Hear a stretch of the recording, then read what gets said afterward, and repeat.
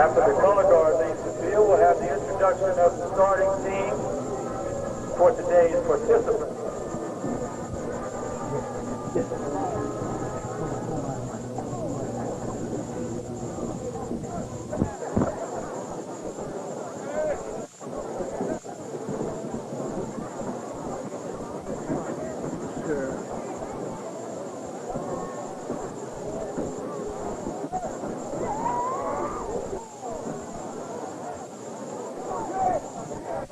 Ladies and gentlemen, we'd like to introduce the visiting team first, the offensive lineup from the Anacostia Indians. Number 84, Andre Thomas.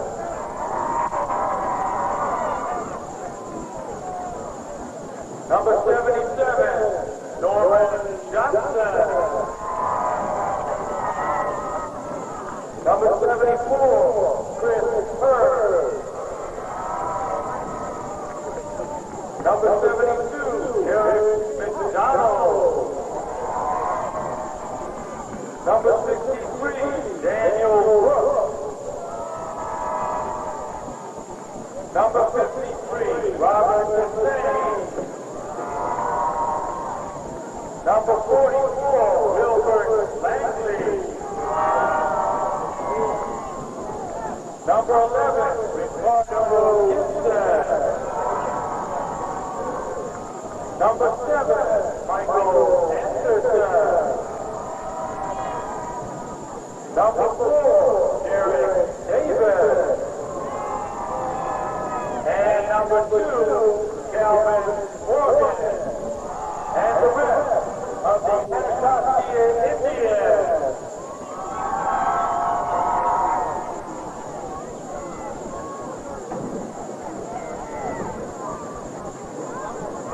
And now the starting defensive lineup from the home team, the HD Woodson Warriors.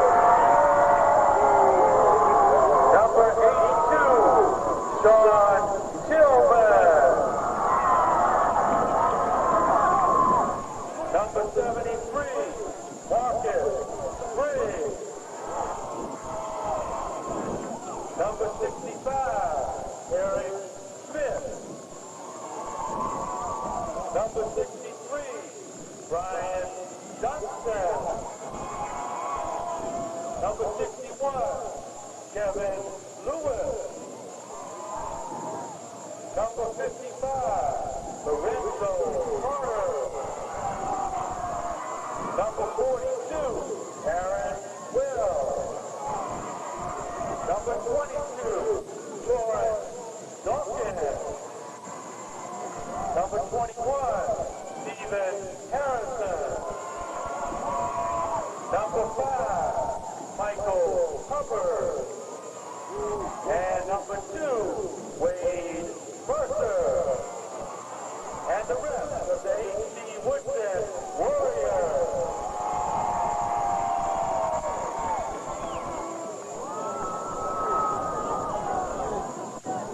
Yeah.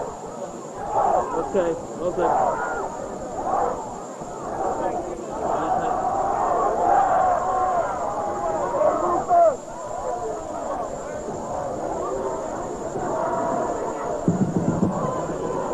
Ladies and gentlemen, I'd like to direct your attention to the middle of the field, where we'll have a symbolic coin toss.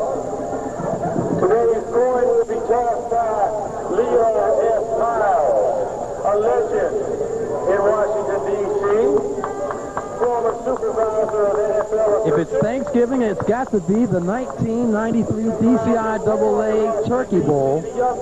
And this year it's an all-Easter fair featuring the Anacostia Indians taking on the HD Woodson Warriors. Hello, everybody. Thanks for tuning in to DC Public Schools Cable 28. I'm Charlie Bowers Jr., joined with my brother David Bowers and my colleague Eddie Martin, along with our Rover reporter Jennifer Landry from Green Stadium on the campus of Howard University, as Shell Shock Productions continuing coverage of the 1993 DCIAA football season comes to a conclusion. Today it is the Turkey Bowl, the annual DCIAA championship game. This year featuring the Indians of Anacostia, coming in with a record of 10-2 overall, They finished as runners-up in the East Division with a 4-1 record. They're taking on their arch rivals, the H.D. Woodson Warriors, coming in with an 8-3 overall record, a perfect 5-0 East Division record, good enough for their first East Division crown in 6 years. And Coach, I guess as far as similarities are concerned, you got Anacostia coming in here with winning 9 out of their last 10 ball games. H.D. Woodson has a nice little 7-game winning streak themselves. H.D. Woodson leads the league, averaging 27 points per game. Anacostia is not far behind, averaging just over 24 points a game, which is good for second in the league. But that's about as far as the similarities are concerned. As far as H.D. Woodson, as far as Anacostia is concerned, out of their 12 ball games, half have gone down to the wire.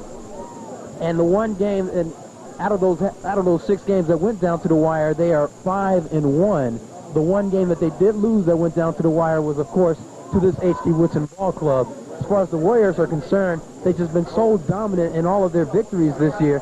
So I guess if you're looking at one key matchup in this game, it's the ability of one team to come from behind at the last minute and the ability of the other team to try and keep this game as far out of reach for the other team as possible. Well, Shirley, you're absolutely right in everything you said, but one thing you have to remember that Anacostia is coming in this team not as the winning team in this division, but as a runner-up team in this division. It knocked off Woodrow Wilson Senior High School, who was the first-place team in the West, and thereby placing them in this championship game.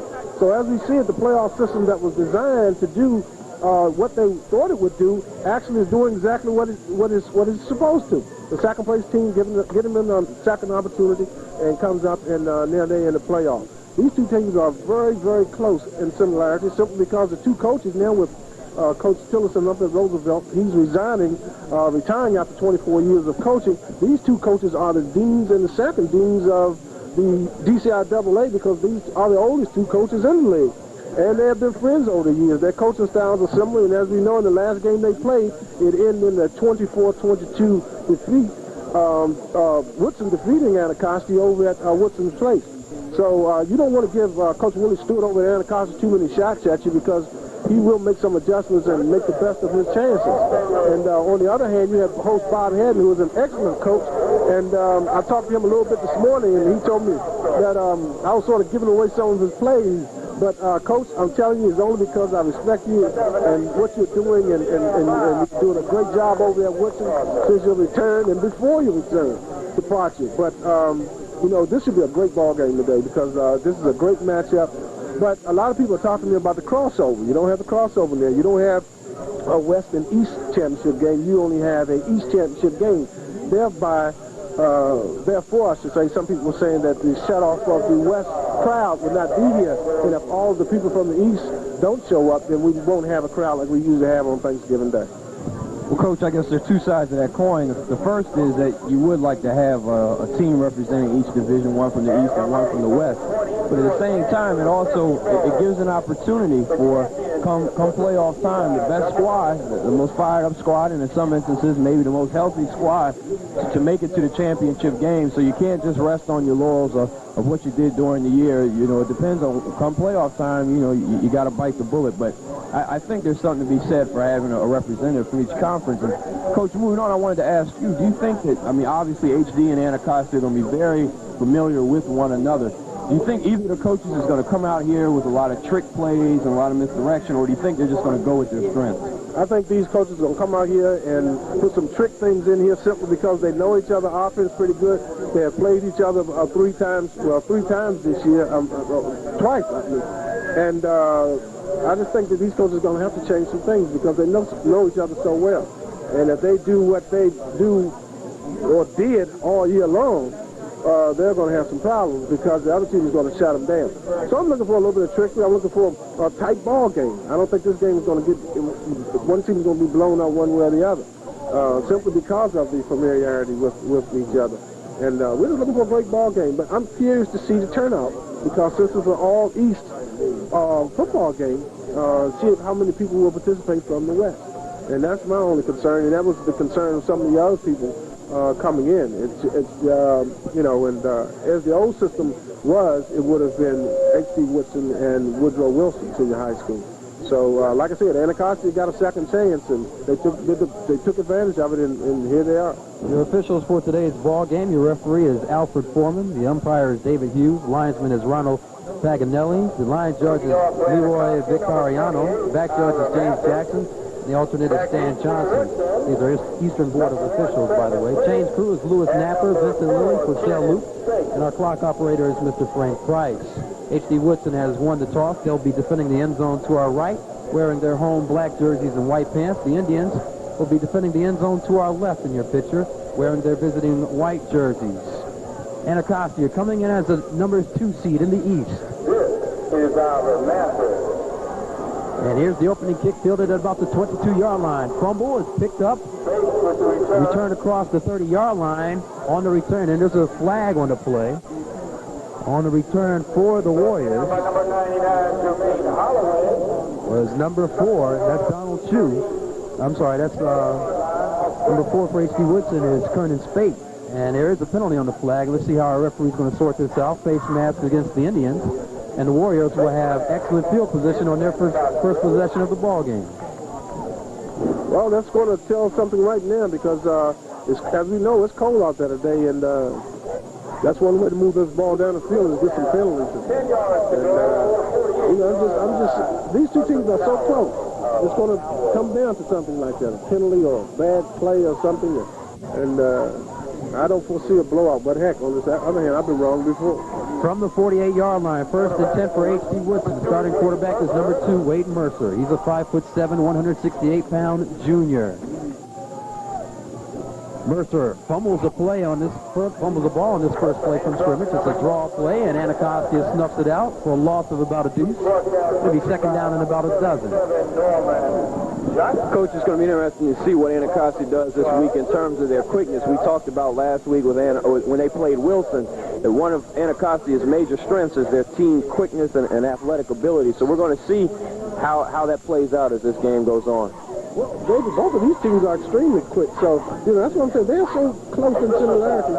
It's really not a flip of a coin difference. You know, last week, Shelley and Coach, if you all remember that after halftime, Wilson came out and actually used Anacostia's quickness against them in terms of using a misdirection play and a little trickery. So we'll see if H.D. Woodson tries to capitalize on that. Second down and 12 from the H.D. 46-yard line. Just underway here, no score. Stephen Harrison. Mercer on the bootleg.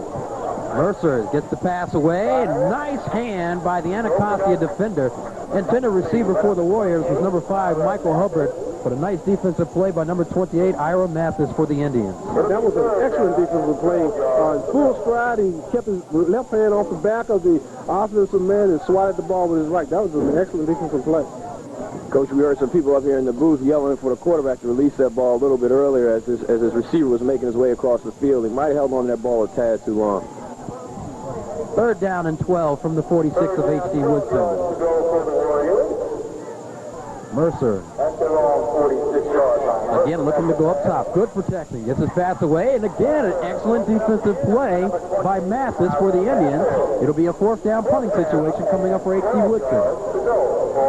Coach, I know last week, I think one of the things we touched on in one of the games was the fact that a quarterback has to release the ball before the receiver is open. And sometimes for young guys on this level, they haven't quite developed that skill. And sometimes even guys in college haven't. That's the key, to release that ball before the receiver is open. Yeah, but Wade is a good quarterback. He has a strong arm. He's a small guy, but he gets the job done. And all year long, he's been just showing us that little guys make it work. The big fella, number 73, Marcus Spriggs, is in for the punting chores for the Warriors.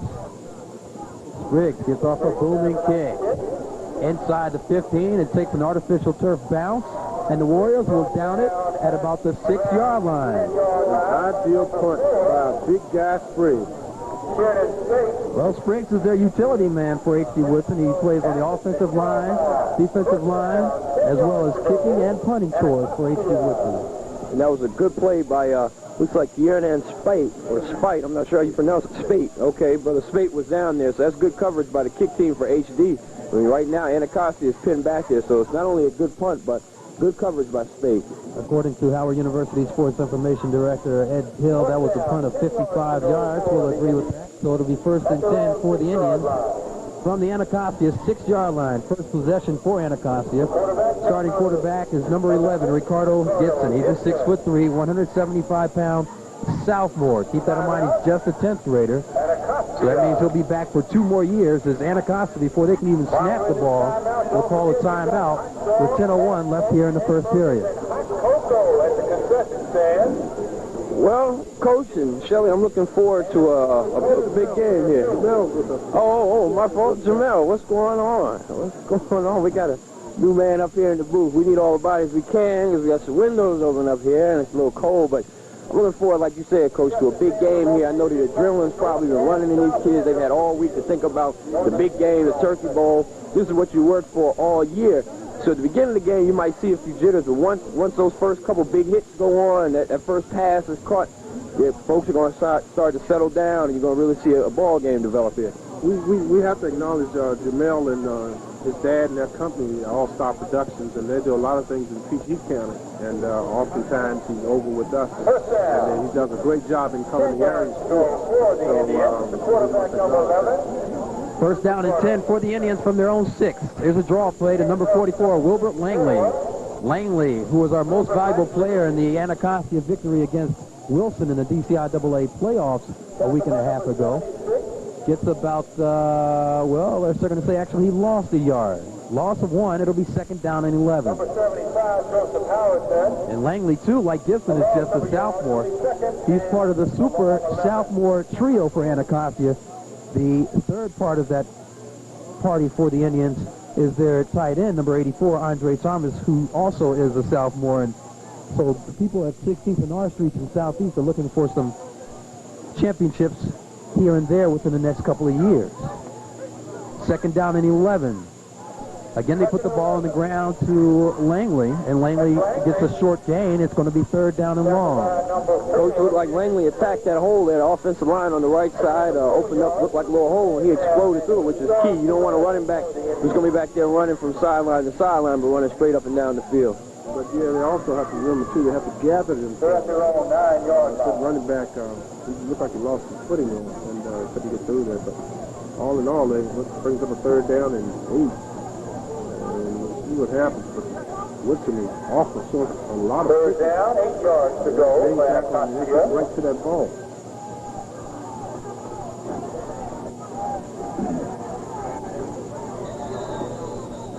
A flag on the play. Looks like we could have a delay of game on the Anacostia Indians here. We'll see. We'll wait what the call is. Game against Anacostia. Yes, it is. A delay of game against the Anacostia Indians, and that's out. Yeah. Coach, looked like the quarterback there just kind of heaved the ball up there and didn't really step through his pass and get the air. He had too much air under that ball, but looked like he didn't take the time to plant his feet and step through that pass. But looked like actually that man had good speed out there on the flanking position. Yeah, but a lot of times when you're in that end zone, you think you have no time and you're not patient enough. A lot of times that's what happens. Here's the Indians punt by number 28, Ira Mathis. Mathis gets a nice little roll, but the best it'll do is go out to a 28-yard line. And they're calling it a 24-yard punt, and the H.C. Woodson Warriors will have excellent field position, first and 10 from the Anacostia 28-yard line. 28-yard line. I'll tell you, H.C. Woodson has a big opportunity right here to go ahead in this ball game. You know, I can see Bob moving around on the sidelines, and he's a little happy about this. And, well, he should be, because this is the best field position that anybody's had today thus far. First and 10 for the Warriors from the Anacostia 28-yard line. Mercer sends a man in motion to the far side. Mercer on a misdirection. Big hit by the Indians right at the point of containment, but still in all. That's number 5 for the Warriors. Michael Hubbard getting a gain of about 3 yards. But he's second down and about 7. Yeah, David, we're talking about trick plays. That's closest we have seen thus far to a trick play. That was a reverse count.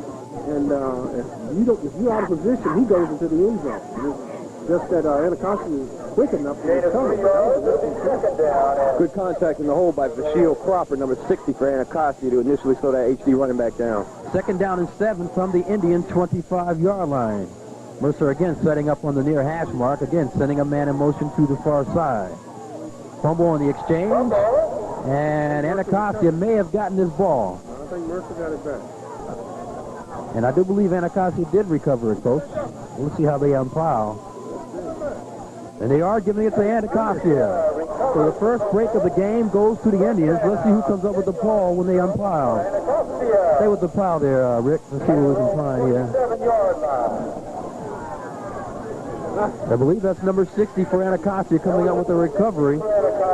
And that's Vashnell Cropper. You know, the first big break of the ball game goes to the Indians. I think Cropper just took that ball out of Wade's hand because he went down on the ball. But yeah, keep in mind, that's the second time that Woodson's quarterback is throwing the ball. And whether he's getting a bad snap or it's the weather, but that's something you can watch for later on in the game because that was an excellent opportunity for Woodson to get a touchdown, get some points on the board. First and 10 for the Indians from their own 26-yard line. 6:52 left in the first period. No score. Gibson hands off to the tailback, Langley. And Langley is brought down by the All-Met candidate, Marcus Briggs, in the backfield. Actually, he may have gotten a yard. They'll give him one for his troubles. It'll be second down and 9. You know, you talk about standout ball players, and you talk about a lot of people and a lot of athletes through the year, but Briggs has been consistent since spring ball, you know, and he's just a great athlete. He's a big guy, too. You're talking about 6'5", 280 pounds. And they say he's a pretty mean table tennis player, too, to boot. Oh, yeah? That means he has some quick. And we have an official timeout on the play. You know, we want to point out that Cropper, number 60 for Anacostia, made 2 big plays there to help his ball club. He made that hit on the one running play and then recovered the fumble. So I'm sure the Coach Stewart over there at Anacostia is real happy with the play of Cropper so far. Second down and 9 from the 27-yard line of Anacostia. Langley again on the carry. Langley gets across the 35. He's going to be brought down about a yard shy of the first down. It'll be third down and short. So Langley gets his first significant gain of today's ball game. But there is a flag. Yes, there is.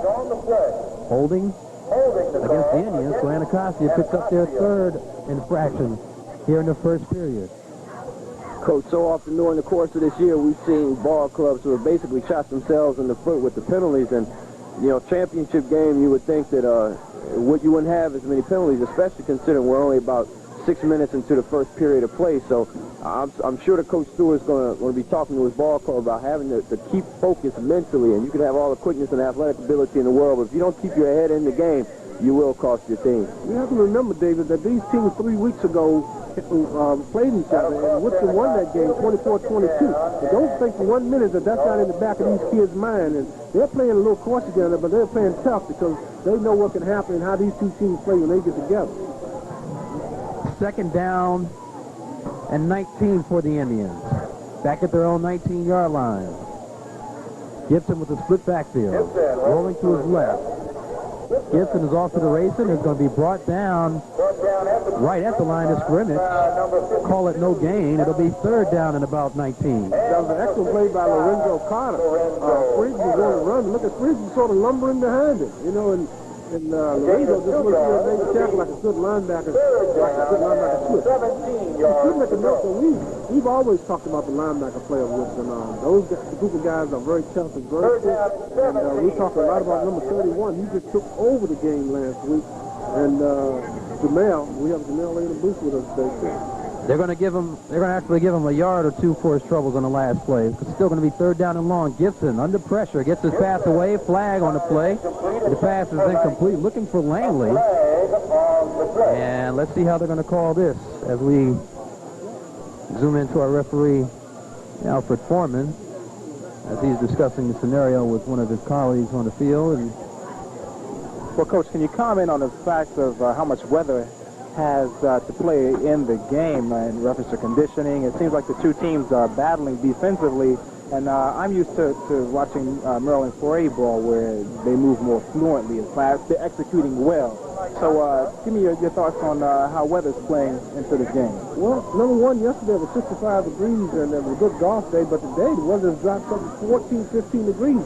So we're like in the 40s, and it plays a great deal. Remember now, Wade, the quarterback of Woodson, fumbled the snap twice, and maybe that has something to do with the weather. But these guys got out here and they try to get warmed up real quick and go inside and then come back out. But believe me, it is cold out there. And, you know, it's going to play a part in this game. And if things go as planned, like I said before, it's going to come down to a mistake or something like that between these two teams. Because these two coaches are certainly playing cat and mouse game. The Warriors pick up their first penalty of the ball game, and it's a big one. It's unsportsmanlike conduct, but unfortunately for Anacostia, it won't give them a first down. It'll be third down and about a deuce from the Anacostia 35-yard line. 2 yards to go for Anacostia. Gibson taking his time, making his call. Throws out the flat. Pass is incomplete. Looking for number 84, Andre Thomas, part of that super sophomore trio of Anacostia. And it'll be fourth down, and head coach Willie Stewart reluctantly sends in the punting unit. Coach, I don't know if I'm correct on this, but it looked like the defense there didn't even really have a free safety playing deep back there. And if that man had caught that ball, he was going to be off to the races. You can think exactly what I'm thinking about. I'm looking at Travis Riddick, number 1 for H.D. Woodson, and he actually was running on the back of the tight end because the tight end has released off the line of scrimmage and actually got behind him. Here's the punt for the Indians. Mathis gets a high snap, but gets the kick away, and it's going to go out of, no, it's going to stay in the field of play inside the 35 and down by an Anacostia player at the 32-yard line. So instead of letting the ball roll some more, number 3, Herbert Graham for the Indians, downs the ball at the 32-yard line, and it'll be first and 10 for H.D. Woodson with 4:48 left in the first period, no score. As I look around the booth, I see Mr. Claude Moulton. He was the associate athletic director with Dr. Alan Chen, and he's left the system, and we like to applaud his efforts and what he did in bringing this game to what it is now, because he certainly escalated some things in the DCIAA, and we just like to say thanks to Mr. Claude Moulton for doing those things. First and 10 for the Warriors from their own 32-yard line.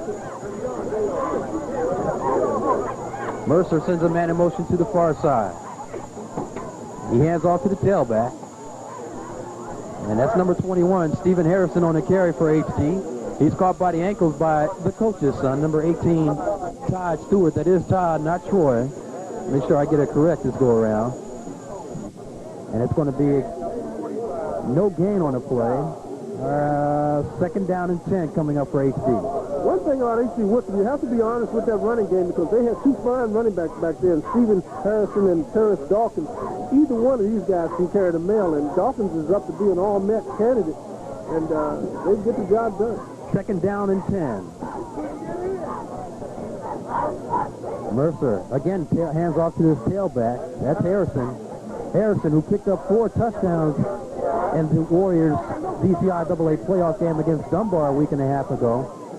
Again, getting only a short gain. It's going to be a pickup of about a yard, maybe 2, third down and 8 coming up for HD. If you watch Woodson over the last few games, they have been mixing up real well with the consistent running game and the consistent passing game. I was a little bit surprised they came out and throwing, because I think that was a new wrinkle that Coach Hayden put in there. Because, you know, Woodson is an excellent running team with those 2 running backs back there, and that's fine offensive line. And they're capable of actually running this ball right on down the field and taking it into the end zone. You know, Coach, I wanted to point out again that number 60, Cropper, I keep mentioning his name. He was in on that last tackle, so he's played a part so far in stopping that HD running game that you're speaking of. But it's going to be interesting to see if, as this game goes on, those defensive linemen for Anacostia start to wear down, and if the HD running backs just kind of pick up steam as the game goes on, because so far Anacostia's been successful in stopping them, but we still got 3 quarters left to go, and we'll see if those folks start to wear down for the Anacostia defense. We remind our viewers at the conclusion of today's ball game, we will be selecting a most valuable player from the winning team, at which time we will be awarding them a WKYS Kiss T-shirt, courtesy of 93.9 WKYS. So we ask you, our viewers at home, to stay tuned and see who you would pick as the MVP, as we try to do the same here from our real press box from our university's Green Stadium. I should say unheated press box at that, David. This is your school, man. You got to do something about that. Man. We'll get on it.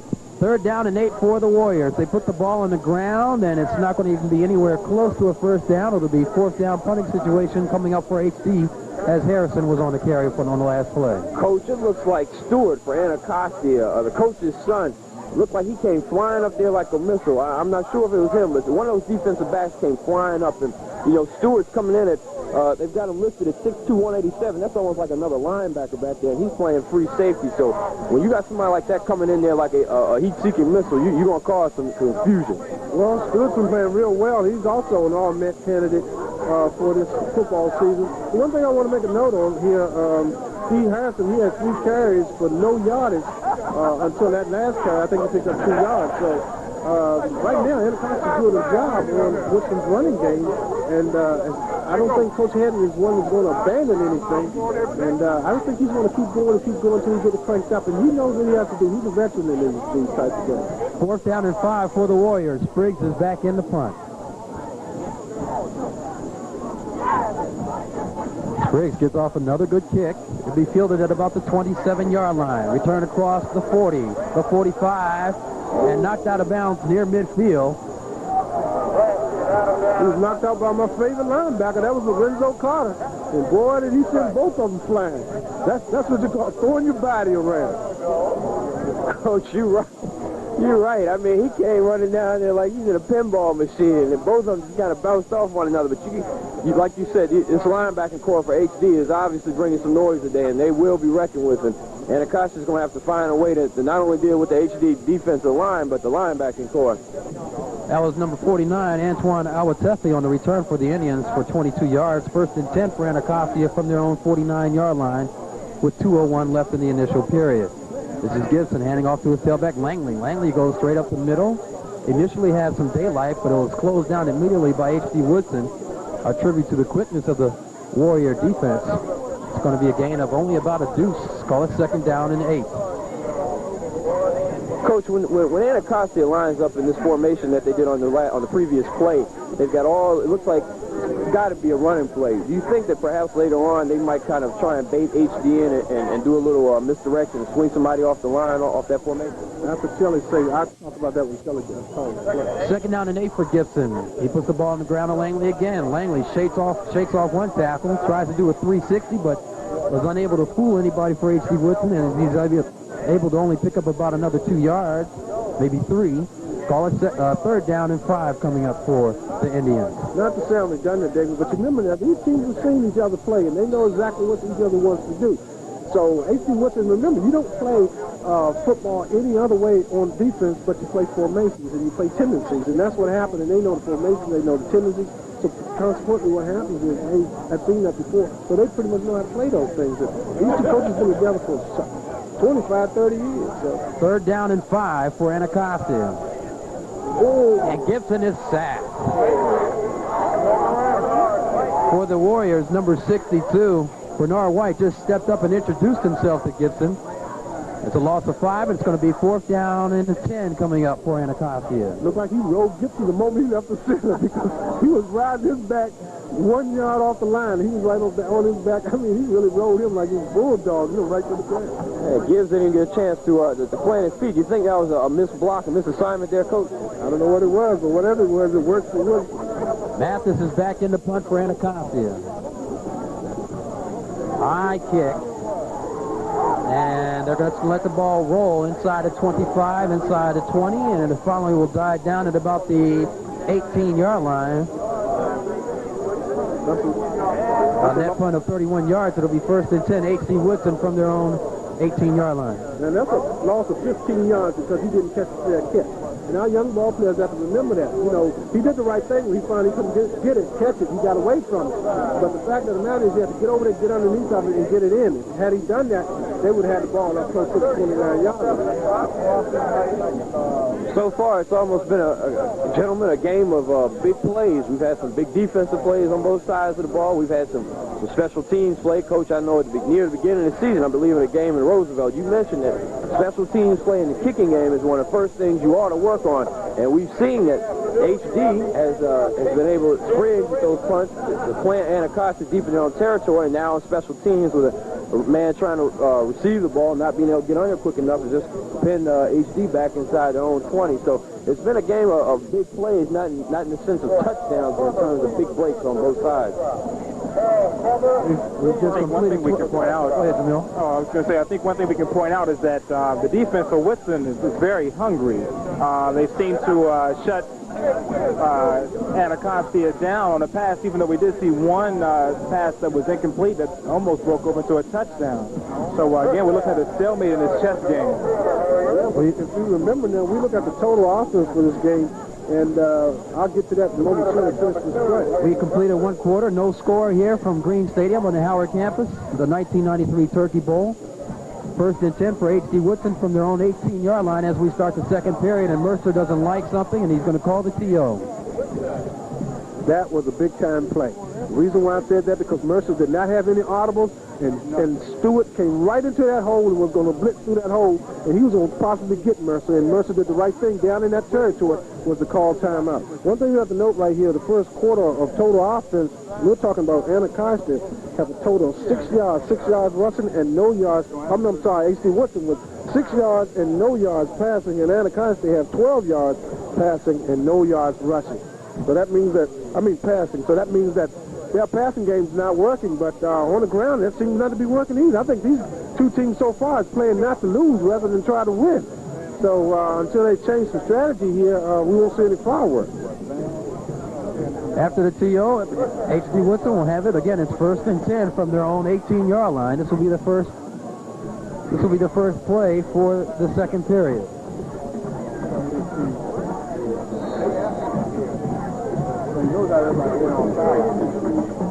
Mercer from out of the eye, making his call.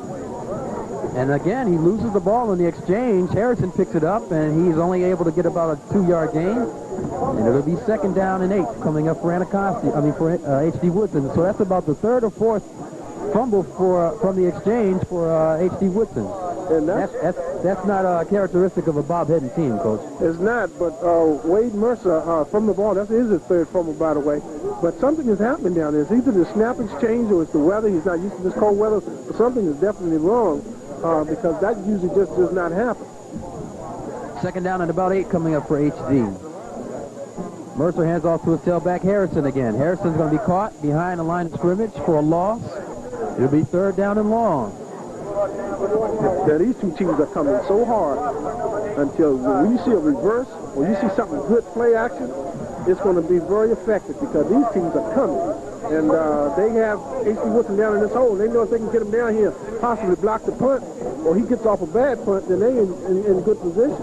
So we're going to have to just see what happens, but that's something. Well, all year long they've been talking about this Air Anacostia team, this run and shoot that they have, but they failed to recognize this defensive Anacostia. It's third down and 10. This is Mercer looking to go up top. Mercer gets his pass away, and it's going to be overthrown. Intended receiver was number 42. That was Aaron Wells. And it's going to be fourth down and 10 coming up for the Warriors. But Wells did something that a good receiver should not do, and that was he slowed down. He slowed down coming across the field. He thought Mercer was caught, and he just gave up on the pass. And what happened was Mercer got cut through the ball, and then he tried to catch up to it. Had he just kept running, possibly he would have caught that ball and went on down the field for a touchdown. So you young receivers out there, remember, if your quarterback is in trouble, you can go back and help him. But if you're going to run, you have to get out there and stop jogging across the field because that just does not work. Briggs is in the punt for the Warriors. Nearly blocked, but he did get the kick away. And it's going to be picked up by the Indians, number 7, Michael Anderson. And Anderson's going to be nailed right at the 45. It's going to be first and 10 Anacostia from the H.D. 45. After a punt of 47 yards. You know, Coach, on that last play, speaking about the receivers slowing down, the Anacostia defensive back, number 42, with the second that ball was released, he stepped up. I guess he thought the pass was going to be short. Then next thing he knew, that ball was actually going over his head, and that's why he ended up being behind the receiver. So that could have been a big play for H.D. had the receiver not slowed down because the Anacostia defensive back, unfortunately, had been suckered up on the pass. Talk about that play action. That play action is going to be very big in this game, and misdirection plays because of the pursuit of these teams. They're so quick. First down and 10 for Gibson out of the shotgun formation. Good protection. Gets his pass away. Just lost it up. Looking for Anderson. Deflected. Still deflected again, and it's going to fall harmlessly to the ground, incomplete. It'll be second down and 10. With that much time, Coach, we saw something similar with Anacostia's receiver. They just stopped running the route, but I guess it was the way the ball was thrown as well. That was too much time for a pass to be thrown that high and not have enough on it to, make it downfield. I don't know whether it's the footings of Mel or whatever it is, but it looked like they're moving a little slow out there in the backfield because that pass is so high, the defensive backs could have come across. And remember, you never stay flat-footed getting the ball. You want to attack it at its highest point. And, just couldn't recover. Second down and 10. Again, Gibson drops back in the shotgun formation. Gibson looking to go across the middle. Now he's going to throw out to the far side. The pass is going to go incomplete. It'll be third down and 10. Yeah, that ball was like a shot out of a cannon. Bust him in the face and everything else. So. Well, keep in mind, he's just a sophomore, just a 10th grader, so that means he can only get better. Yeah. You can imagine or he's going to get killed. What are the odds? Now we see a change in strategy for Anacostia to go more to the pass since the rush for Woodson is really strong and intense. I think what happens is these guys done say, look, well, we done fooled around long enough, and we're going to have to put some points on the board, and we're going to have to start our rushing game. We're not going to abandon it, but we're going to put this ball in the air, and we're going to mix it up a little bit better and get things going. Third down and 10. Gibson again drops back in the shotgun formation. Got receivers split to each side, dropping way back into the pocket. Throws it intercepted by H.D. Woodson. Inside the 20, the 10, touchdown. H.D. Woodson, number 55, Lorenzo Carter on the 49-yard interception return for the touchdown. I told you this game was going to be very heavy on mistakes, and whoever make the most mistakes was going to win this football game. We see the first big mistake here, and my favorite linebacker, Lorenzo Carter, he came through for me and went on in the end zone. I just love those linebackers, man. He's tough, smart guys, and Lorenzo Carter is one of the best in the DCIAA, and last week he played a great game in the playoffs, and this week he comes right back and he makes a hit on the sideline, almost kills somebody over there. Then he comes right back and he goes down the field and he goes with a 49-yard touchdown, interception for a touchdown. So we take our head off to Lorenzo, and he's continuing to play in that fine mode of those linebackers over there at H.D. Woodson. The quarterback felt the heat of the rush and just simply let the ball, go in the wrong direction. I think he had a better chance of maybe throwing it, out of bounds, but he thought he had a man in the flats, and Lorenzo Carter came and made the interception score. But remember that was a screen, and when you set up a screen, if it's not a quick screen or it's so slow developing, that was a slow developing screen. That actually gave the defense people a time to recover, and Lorenzo played that real well because what he did was he actually played the ball, and that's what you should do because a lot of young defensive backs and a lot of young athletes, what they do is they try to have a tendency to get on the man. They want to make a big hit, and they want to be around the man. Heck with the man, it's the ball that you want, and Lorenzo Carter just proves if you keep that true, then what can happen to you is possibly a touchdown. David, for our fellow Wilson alumni and fans of Wilson, that's almost like deja vu for us, like from a week and a half ago. Similar situation that killed Wilson and knocked him out of the championship game. That's exactly right, Shelley. One of the things we've mentioned also in this ball game is that Gibson, so far, that's the third ball that he's kind of let get away from and just flutter up there. Too much air under it. And we'll get back to that after Shelley calls this play. After the timeout, the Warriors will set up for the two-point attempt. Here's Mercer making his call. Hands off to Torrance Dawkins, number 22. Dawkins trying to push his way in the end zone. They're saying no, he won't make it. And the score will stand at 6-0 in favor of the Warriors with 9:35 left in the first half. I tell you, Coach, that Anacostia defensive line looked like number 63, Daniel Brooks, and then number 60, my man Cropper, so far having a big game against this HD run. And it seems like both defensive lines have obviously shown that they're able to stop that run, and also the HD linebacking core. So it's going to be the big play. We've seen Anacostia go to the pass. But real quick, going back to Gibson, you said he's only in 10th grade as a sophomore, and so we understand that you live by the sword, you die by the sword. You live with a young gun, you die by the young gun. And so far, you see that his technique, he's now really stepping through and firing those shots out. We saw one, like you said, looked like it was shot out of a can, but so far, 3 of his passes had too much air on it. They almost had an interception down near the 20-yard line earlier, where the defensive backs had enough time to get back. So Gibson's going to have to step through that ball, fire it out there wherever he's going. In addition to the fact, like you said, Coach, that play was too slow in developing, but I'm sure that Coach Hen's going to Coach Stewart is going to deal with Gibson on the sideline, or the quarterback coach, and let him know that he's got to have some intentionality on those passes. Well, like Jamal said earlier, it's these elements out here could be changing the whole complex of this game because he can't get the feel of the ball. You watch Wade Mercer fumbled 3 snaps, so, you know, it could be the quarterbacks are really having a problem with that. Here's the ensuing kickoff by Spriggs. His Warriors leading 6-0 as H.D. Woodson attempts to capture their first DCIAA championship in 6 years. And here's the kick fielded at the 19-yard line for the Indians. This is Derek Davis, number 4 in the return. Davis is only able to get across the 25 to about the 27. That's number 27 for H.D. Woodson, Carlton Barnes on the tackle. It'll be 1st and 10, Anacostia. Coach Barnes, 5'9", 135 pounds. Not a big man, but he just made a big play. So that's something to be said for the little guys. Like you said, Coach, I mean, that's a big-time play there to keep that Anacostia man from running up the field. So it just goes to show you it's not the size of the dog in the fight. It's fighting the dog. Boy, I taught you well. I'm telling you, I'm proud of you. You know, I'm real proud of you, Dave.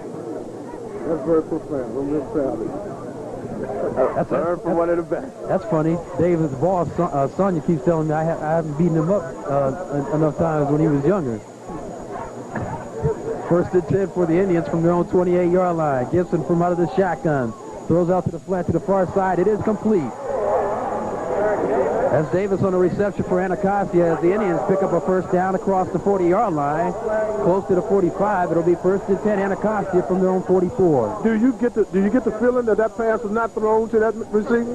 That it actually went flooded out of his hand and went someplace else? But hey, what works, works. But what was real good is that the 1st down play was not a telegraphed, a play where the defense could pick up, so it caught them off guard. That's the advantage of the run and shoot. You know, whoever can get to it, get it. 1st and 10, Anacostia from their own 45, we'll call it. Gibson out of the shotgun again. Pass is deflected right at the line of scrimmage and falls harmlessly to the ground. It'll be 2nd down and 10. And, you know, that's something that we don't see a lot of deflected passes because our defensive linemen, they are taught to penetrate as deep as you can. Once you penetrate as deep as you can, the last second, get your hands in the air. But you notice a lot of them don't do that. They keep on penetrating once the ball is thrown, and they're not actually putting their hands up. And that was an excellent defensive play to bat the ball down. It's the small things, Coach, like you said. It's the small things that can make a difference in the game. 2nd down and 10 for Gibson and his Indians. Gibson with a high snap gets the pass away hit to the near side. This is Thomas on the reception. Thomas gets up a gain of about 2. It'll be 3rd down and 8. Gentlemen, I want to point out on that play, number 73, Spriggs, 6'5", 280C. He said he's an all-Met candidate. I mean, he's lined up head-to-head on the ball, and with the second that ball was snapped, he pushed the center almost 2 yards back into the backfield. Now, and only because the center fell down and Spriggs almost tripped over him that his penetration was stopped. You say, well, that's not a big deal, but we have to watch that. That means that running up the middle is going to be almost non-existent for Anacostia. But not only that, David, but the snap is important. You notice that ball was a bad snap. The quarterback for Anacostia just jumped up. Gibson jumped in the air and got that ball, and that could have been a result of what we were talking about. It looked like he's going. 3rd down and 8 for the Indians. Gibson throws across the middle. It's complete to Thomas. Thomas still pushing his way across the 45, near to the 40, and he picks up another 1st down for the Indians. Coach, I want the center for Anacostia, Robert, looks like Licenzi. 6 feet, 240 pounds. Now, he's a big guy for a high schooler, but he's going up against Spriggs, so he's giving up 40 pounds. So we want to keep that in mind as the game develops also. 1st and 10 for the Indians as they set up in the hurry-up offense from the HD 40-yard line. Gibson throws out to the flat to the far side, and again, it's complete to Davis. Davis gets about 6 yards, call it 2nd down and about 4. I think Woodson is going to have to pull up on these guys some. I think we can't give them a lot of room to operate and not be afraid that they're going to get behind them. But one thing, getting back to what you said earlier, David, 2 minutes ago, the center has an awesome responsibility. He has to get that ball back there first thing. He has to protect himself. But that defensive nose down, he has nothing to do but to fire off on him. So for him to recover and to do anything is great. 2nd down and 5. Gibson pumps once, gets the pass away to the near side. Nobody there for Anacostia. And the ball will fall harmlessly to the ground, incomplete. It'll be 3rd down and 5. And we have a Warrior that's slow getting up. That's big number 75 for HD, Joseph Fullerton, as he finally gets up to his feet. Coach, gentlemen, I don't want to beat this dead horse, but if I say it anymore, it's just kind of hit me on the back of the neck.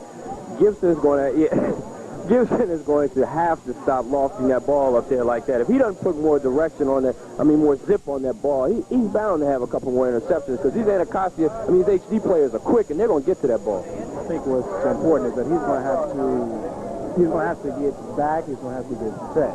He can already, can already see how the defense of Woodson is rushing him heavily. So he's going to have to get back, get set, and fire that ball. Well, see, that's the point to put him in the shotgun. He's already back there. All he has to do is cock his arm and throw. Take a step and throw the ball. 3rd down and 5 for the Indians. They send a man in motion to the far side. High snap again. Gibson under pressure. Gets the pass away. It is intercepted. Excellent play. Across the 40-yard line. This is number 1 for the Warriors, Travis Riddick. And it's going to be first down for H.D. Woodson at their own 41-yard line. Hey, if we run that back on slow motion or instant replay, you're going to see 2 good plays, 2 good things happen on that play. First of all, you had a heck of a rush on Gibson. And hit the moment he released the ball. And then number 1, Riddick, the Warriors made a heck of a play to take that ball right out of the hand of the offensive man. So that was 2 good plays developed on that one particular play to make things work. Second turnover of the game for the Indians. 1st and 10 for H.D. Woodson from their own 41-yard line. They put the ball on the ground to Dawkins. Dawkins is caught in the backfield for about a loss. They call it a loss of 1. It'll be 2nd down and 11. Coach, you mentioned earlier, that quarterback, it's easy to say what the quarterback should and shouldn't have done. But like you said, Gibson's getting a rush that's coming straight out of some place that ain't nice. I mean, he's got pressure coming on him, and if you think that you're 17, 16, 15 years old, and you got these big 20, 40, 20, 50-pound boys running to you with the sole primary purpose of knocking you out the game, you go and get rid of that ball a little faster than you want to. Well, it was an excellent pass. It's just a good play by Riddick. 2nd down and 11 for the Warriors as they set up on the near hash mark. This is Mercer making this call. Mercer again loses the ball in the exchange. Puts the ball on the ground to Harrison.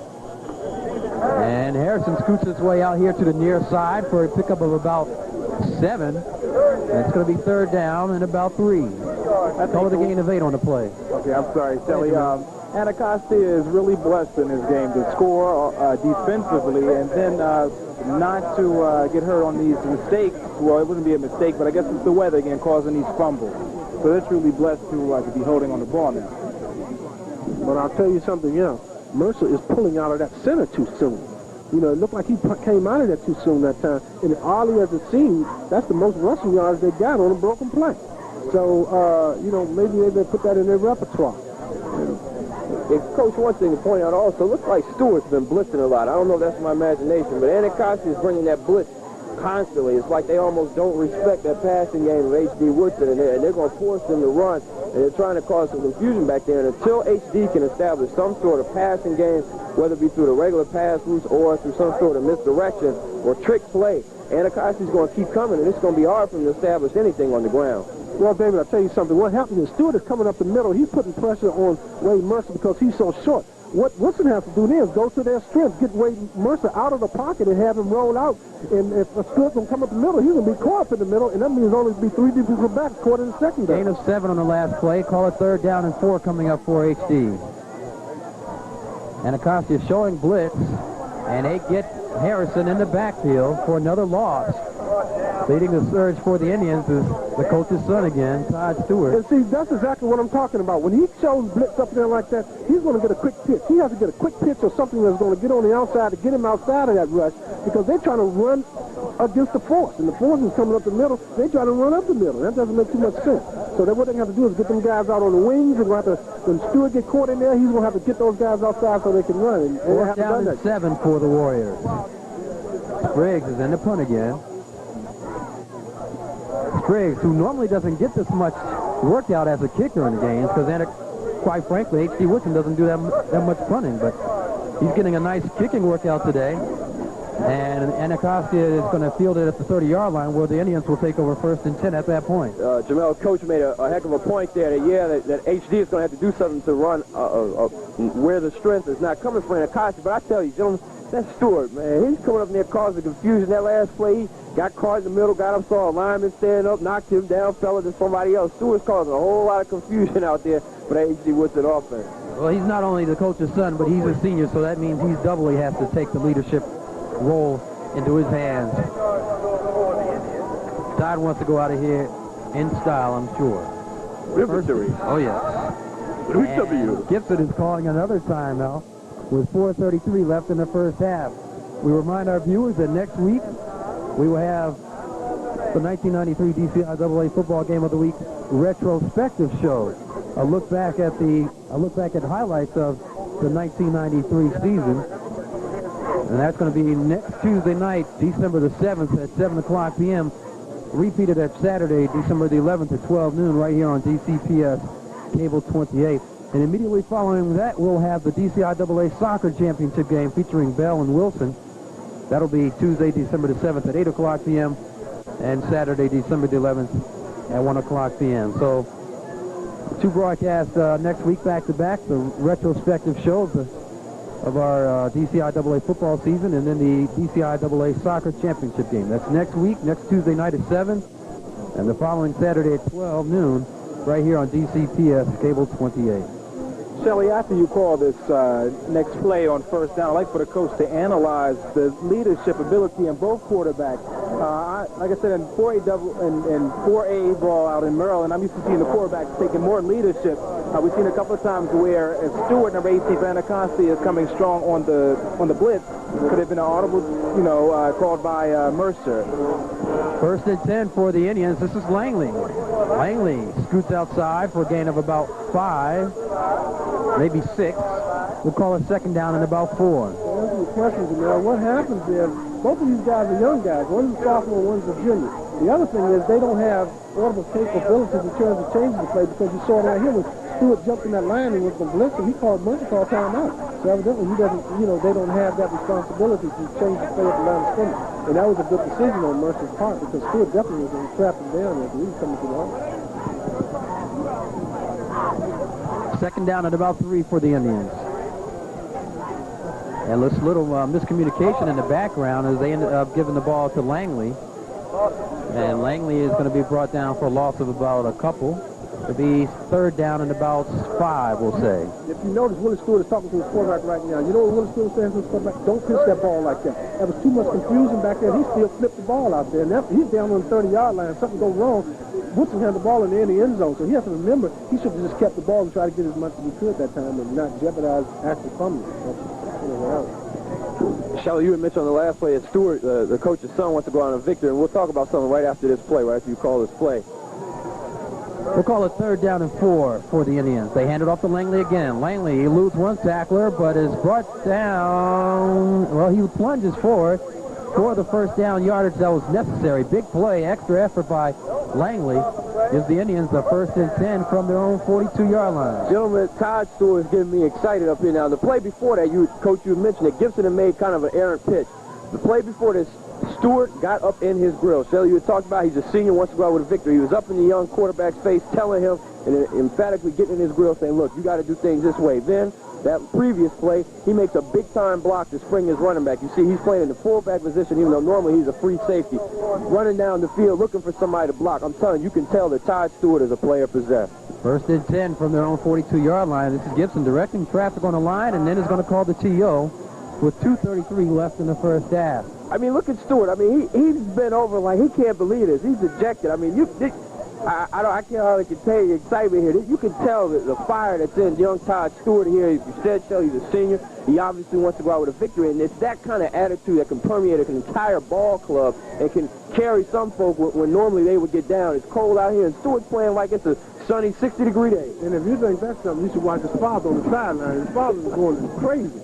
His father's jumping around. Maybe it runs in the family. They had a lot of sugar last night or something. I mean, I see Willie next thing on that day eat a lot of chocolate or something. Because, but that's what's happening. You watch his father. Just there, man. And that's a winning desire. You want to win. You want to do something good.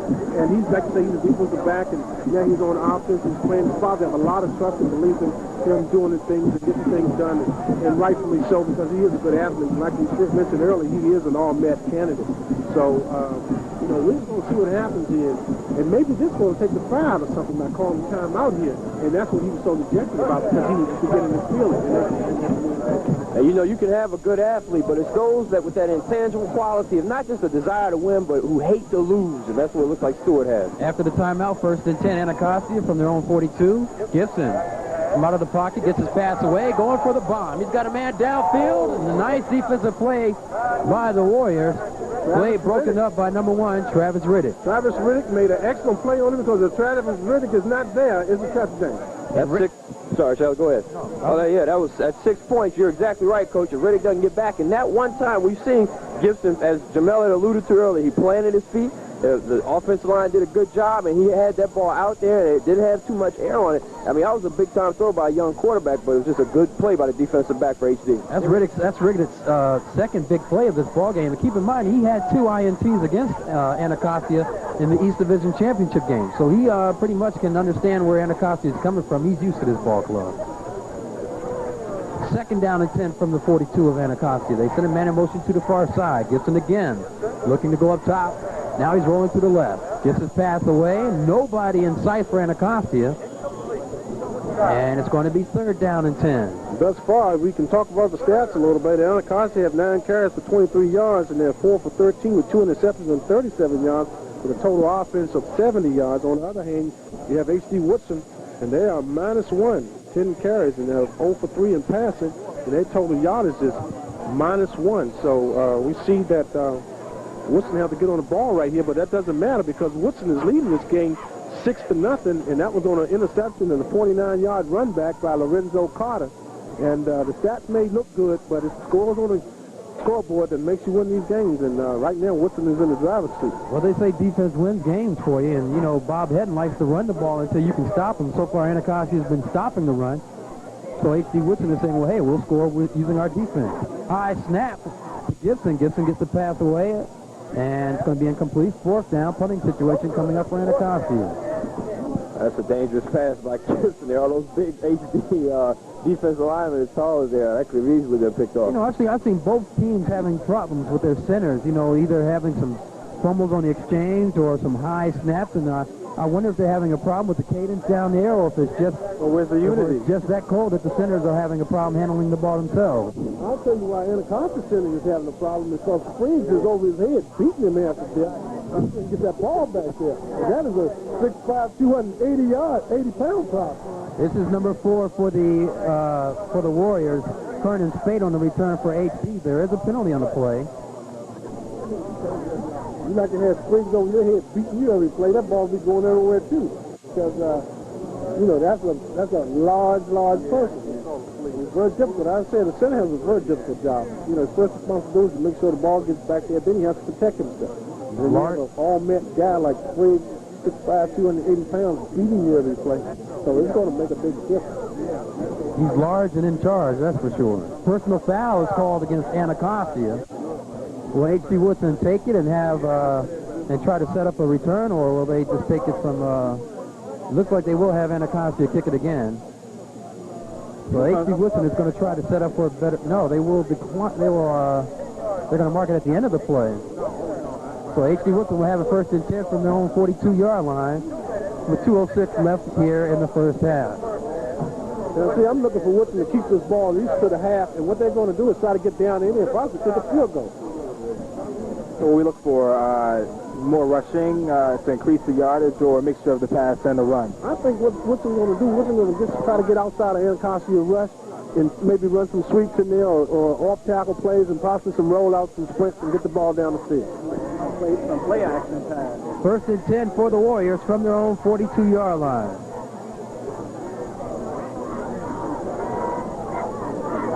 Mercer hands off to his... No, it's a bootleg. Mercer rolling to his left, and it's going to be brought down by Todd Stewart. Nice open field tackle by the coach's son at the 35-yard line. Now, if you're going to run that play, you're going to have to get a lineman out in front of him.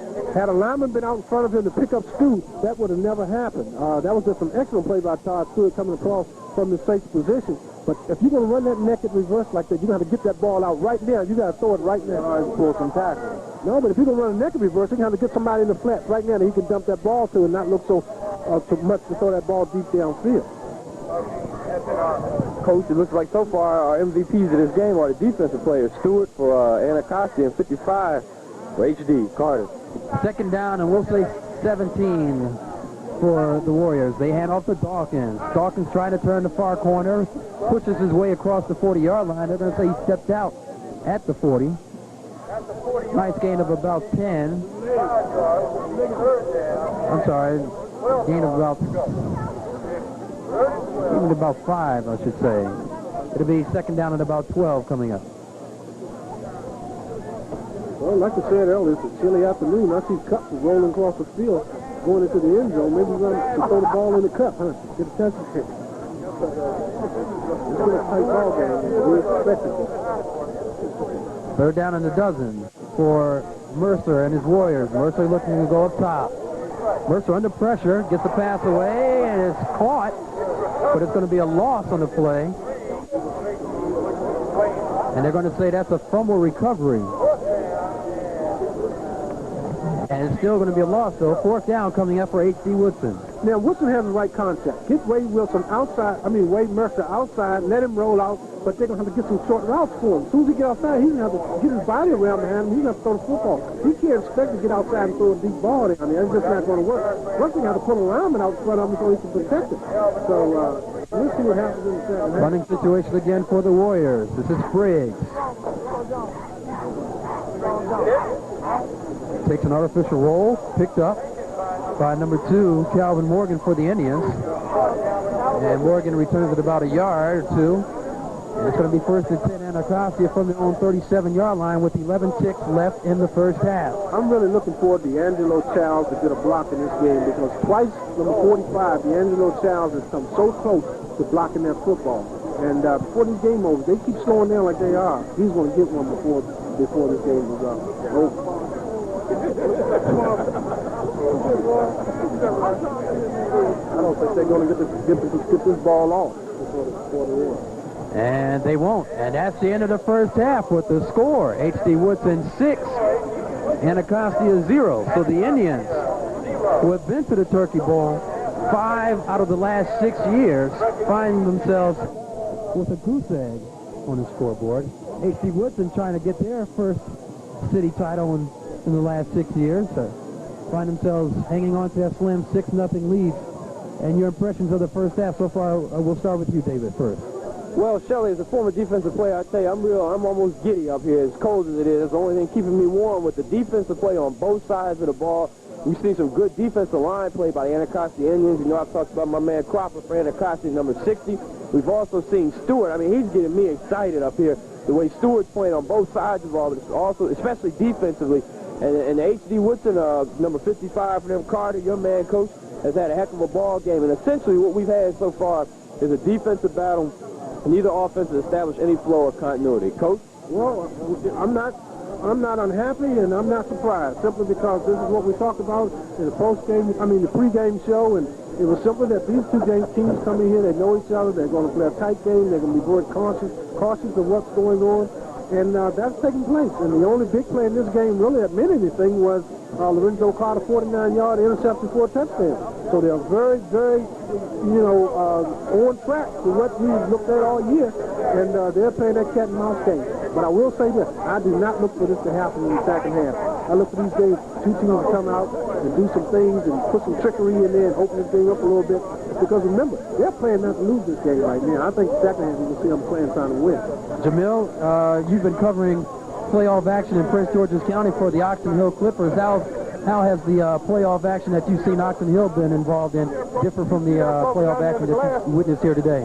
Well, last Friday night out at Churchill High School, we completed our football season covering the Oxon Hill Clippers. They fell in defeat to Churchill. The score was 35-22. Churchill came out in the first quarter and I literally took over the game, scoring 15 points on Oxon Hill's swarming defense. But the running tandem of Oxon Hill, which had Paul Rivers and Lamont Smith, both gaining over 1,000 yards for the season. Paul Rivers was more of the outstanding back they could count on, who came in and came back in the second quarter to score 2 touchdowns. 1 touchdown was scored by Toby Shiflett, and that shifted the momentum of the game, taking Oxon Hill into a halftime lead of 22-15. One thing that I can witness to be effective in this game, the halftime speech is something that's got to be powerful for any team going in, not ahead. What happened was in this game, the 4A semi-finals, Churchill came out in the third quarter and really put their run and pass game.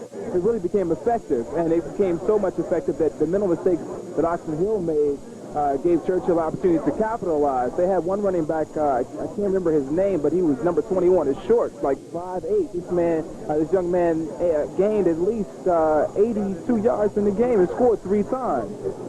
So we wrapped up our season with Oxon Hill going down in defeat. We might have an opportunity to cover the game this Friday at Bird Stadium, Watkins Mill against Churchill on our stations, Channel 15 in Prince George's County and Channel 54 in Tacoma Park.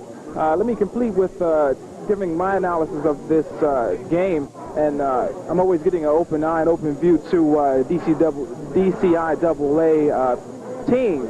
I see a master chess game going on between both coaches. At one point, it seemed that the defense of Woodson was gaining a lot of ground and shutting down Anacostia.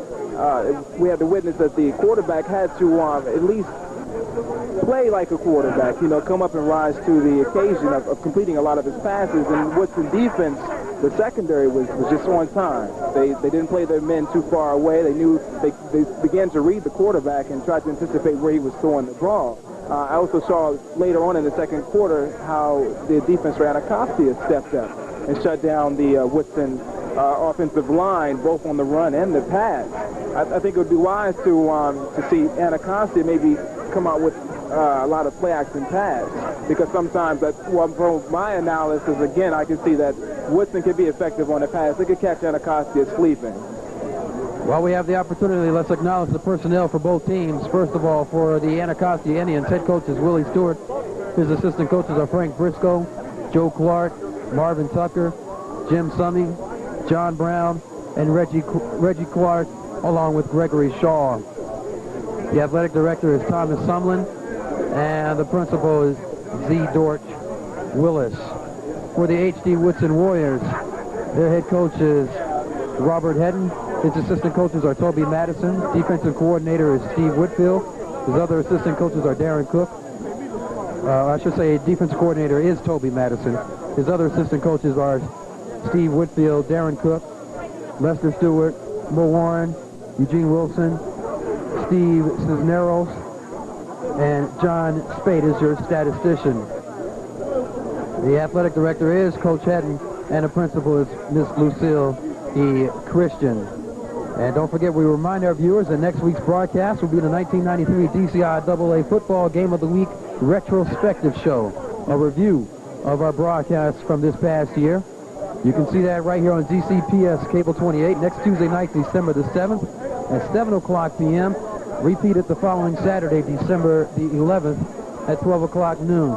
And then immediately following those broadcasts, we will have the DCIAA 1993 postseason soccer tournament championship game between Bell and Wilson. You can see that next Tuesday night, December the 7th at 8 o'clock p.m. and the following Saturday, December the 11th at 1 o'clock p.m. That's next Tuesday night, December the 7th, the DCIAA Football Game of the Week retrospective show and the DCIAA Soccer Championship game.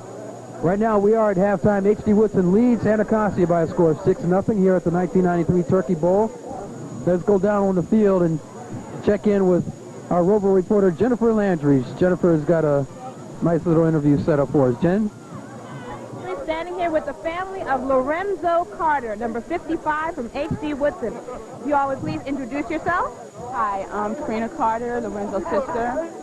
Good afternoon. I'm Elaine Carter, Lorenzo's mom. Lawrence Carter, Lorenzo's dad. All right, nice to see you all here today. Okay, let's talk a little bit about your son. Why don't you tell us some things about him? Oh, he's a great kid, and loves his sport here, you can see for himself today that this is his game, Tell me something, Mom. I'm a little chilly, a little excited, I just want to give the praise today, though, to my Lord Jesus Christ for the game today and for the team itself in a whole, because all of the guys at H.D. Woodson are excellent students, every one of them. And Lorenzo has excelled greatly at H.D. Woodson, academically and athletically. That's some of the things I wanted to find out. What sort of plans does he have for his future, both academically and in terms of playing? Well, of course, he wants to play football. He wants to be a pro, but my main goal, personally, Mom's main goal is academic. That's the way I feel. Well, academic is number one. You know, academics number one. But he's up in his grades. You know, he's up in his grades. That's a good part about it. He hasn't picked his school yet. You know, so I think by the time All-Star game come around, you know, I think he'll be able to make up his mind by that time. You know, by the time the DC All-Star game, I think he'll be able to make up his mind by that time. He has some great instincts. I mean, he is just an incredible player. How long has he been playing football? He started this 10th grade year at Woodson. He has never played football no more than the average boys out on Sunday playing football, but he's never played football before he entered Woodson, and he's been captain the last 2 years. This is his senior year, and he has made wonderful changes in himself as well as the team. Under Bob Head, you know, his whole 3 years he went to football camp in Pennsylvania. Every 3 years, you know, and each year he bettered himself, moved himself up. And they had some films of him up there, you know, showing him. And he said, "Daddy, I'm 50% better than what I was then. I'm 50% better than what I was then." You know, he's improved a lot. You know, and you can see it for yourself out there today. You know, he really hustles. He really hustles. He's a all-around kid, loved by the students, the teachers. You know, he's that get along with everybody, and he just has that personality about him, the leader, not the follower. You know, set the stage for everybody else. And the type of face, there's Lorenzo. Everybody knows Lorenzo. I'm quite sure if you yell Lorenzo Carter, what kind of response you would get from the crowd. So he's a very good kid. He's a young man, I should say. He doesn't like it. And what do you feel about this championship game? In fact, they're bringing, you know, DC Inter-High sports to a championship level, you know, the fact that we get so much support. Yeah, it helps the kids, I believe, as far as the athletic area of it, you know, to feel better about themselves and to excel into the area of athletics. You know, because kids are going to be kids regardless. You know I might be very stickling on the academics, but they're going to be kids, mainly these young boys. And I prefer them to be on the field than to be in Lawton or to be in their grade at a young age. You know, it's the day of Thanksgiving. Today is the day of Thanksgiving. You know, we have our meal prepared at home to feast after we win this 1993 championship. All right. Okay, on that note, thank you all for joining us. We wish your son all the luck. Thank you. Yes? And look for him on the All-Met team. Okay. All right, that's it. All right, Jennifer, thanks a lot. Good job. And again, our halftime score is Anacostia trailing the H.D. Woodson Warriors by a score of 6-0.